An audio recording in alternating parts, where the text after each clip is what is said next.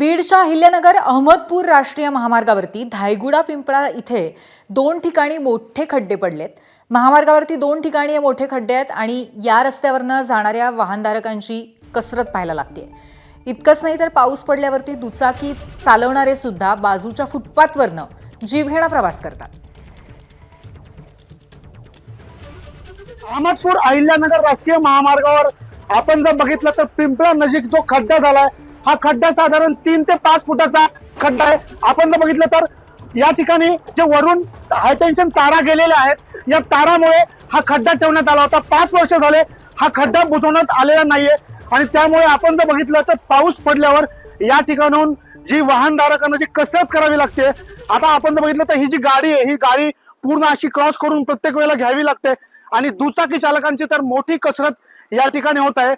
काही दुचाकी धारक तर या सरळ जे करून जीवघेणा प्रवास करत असतात। दुसरीकडे जर आपण बघितलं तर पुढच्या बाजूला देखील असा खड्डा या तारा वरनं घेतल्यामुळे झालेला आहे।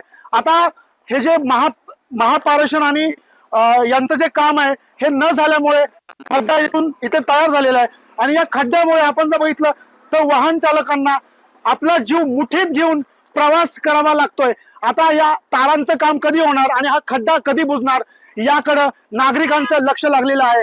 स्वानंद पाटील, एबीपी माझा, बीड।